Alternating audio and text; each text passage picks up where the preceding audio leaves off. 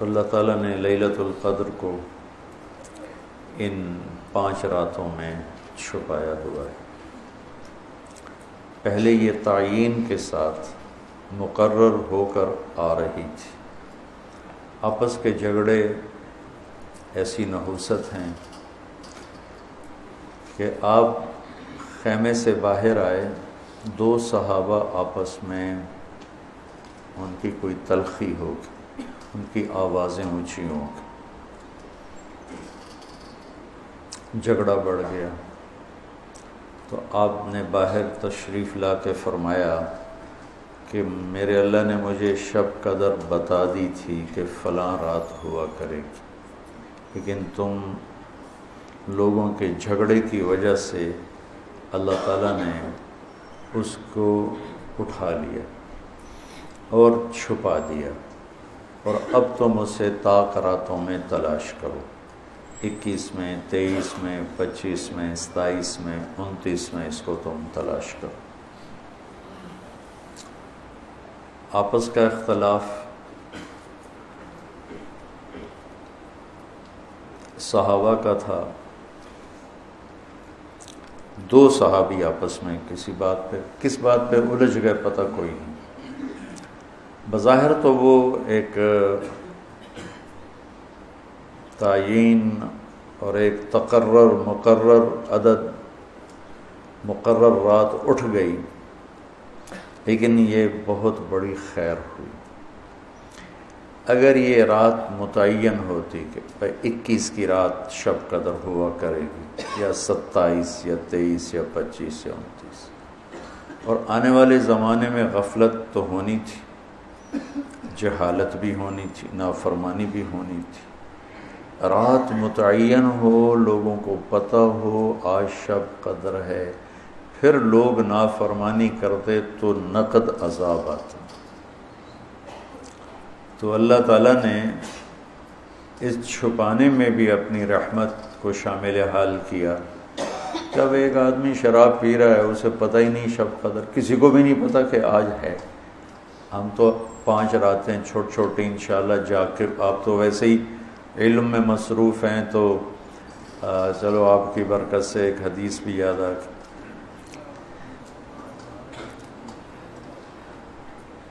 ابو ہریرہ رضی اللہ عنہ فرماتے ہیں مدارسۃ العلم ساعۃ، دارس یدارس، ایک دوسرے کے ساتھ علمی محاورہ کرنا، یا جس کو آپ تکرار کہتے ہیں، مدارسۃ العلم ساعۃ خیر من احیاء لیلۃ القدر عند الحجر الاسود۔ اللہ اکبر، تم تو بڑے مالدار ہو یار، ہیں ماشاءاللہ۔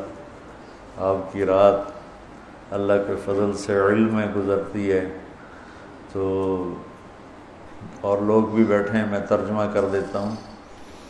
چند گھڑی، تھوڑی دیر کا علمی مذاکرہ، علمی گفتگو، علم کی طلب میں، علم کی تلاش میں، مناظرہ نہیں، لڑائی جھگڑا نہیں، علم کی طلب اور تلاش میں تھوڑی دیر علم کا مذاکرہ اور علم کی بات چیت، یہ حجر اسود کے سامنے کھڑے ہو کر لیلۃ القدر میں ساری رات نفل پڑھنے سے بہتر ہے۔ لیلۃ القدر بذات خود خیر من 1000 شہر ہے، ٹھیک ہو گیا، اور حرم کی ایک نیکی 1,00,000 کے برابر ہوتی ہے، یہ بھی ٹھیک ہے، معلوم ہے، حرم مکہ کی ایک نیکی 1,00,000 کے برابر، تو یہ رات حرم میں 1,00,000 راتوں کے برابر ہوگی۔ 1,00,000 کو 1,000 سے ضرب دیں تو کتنا بنے گا؟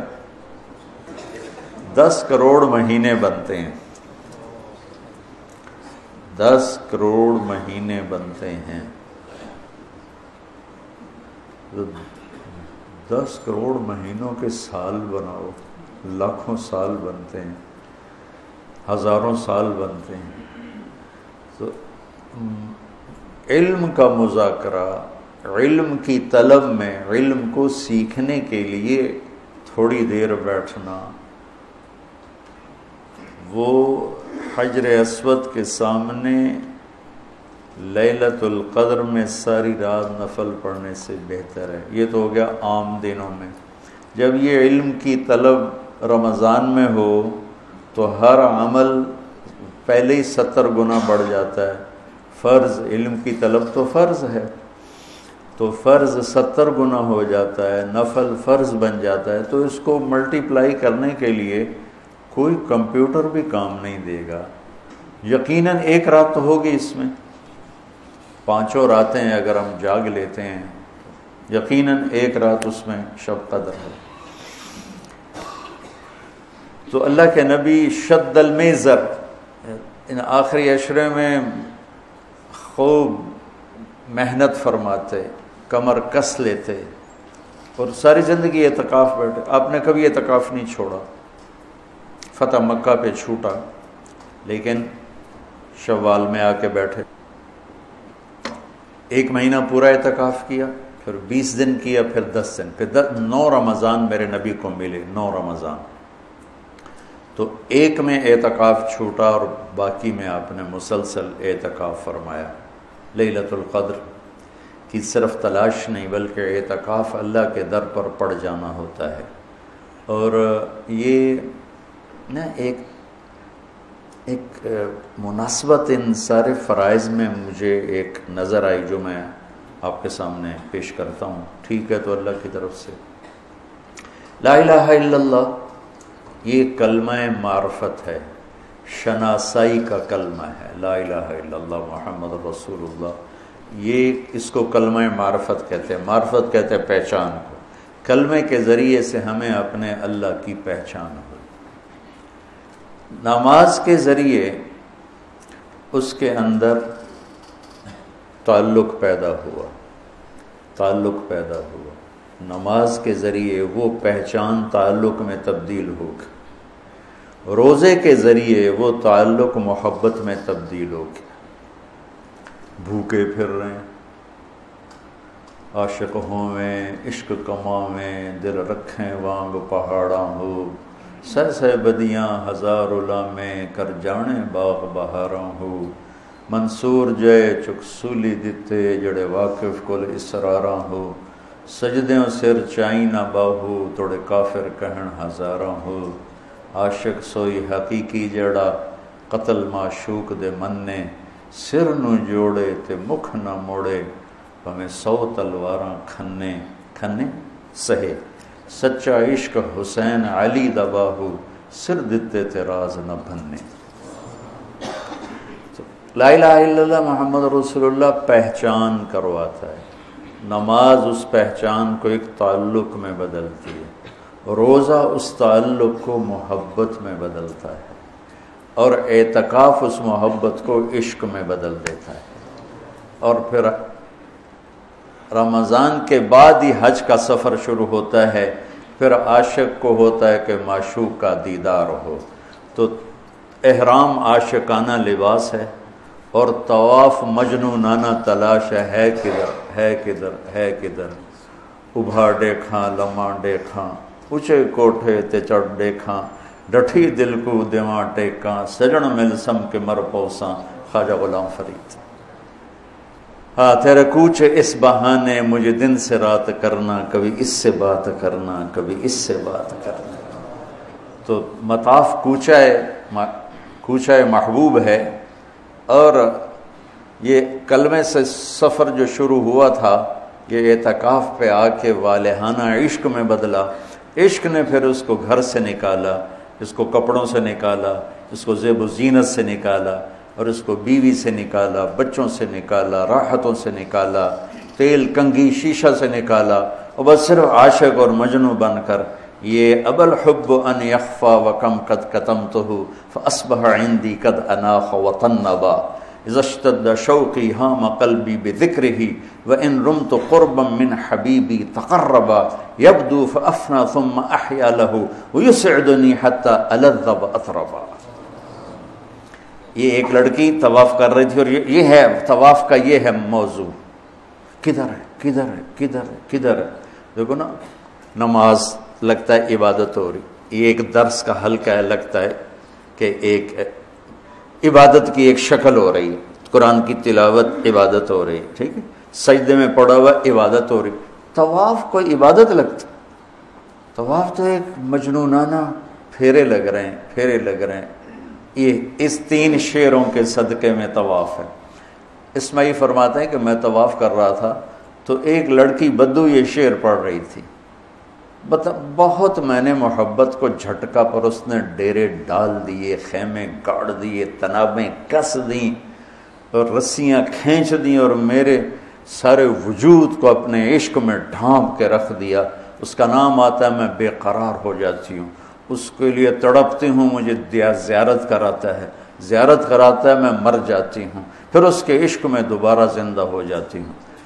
اب اسماعیل جیسا علامہ اور فصیح، وہ لڑکی تجھے شرم نہیں آتی؟ حرم میں ایسے شعر پڑھتی ہے. اس نے کہا لولت تو قالم احجر عن وسنی. اسماعیل غلط نہ سمجھنا، یہ میرے رب کا عشق ہے جس نے رات کے اندھیرے میں مجھے یہاں پہنچایا ہوا ہے.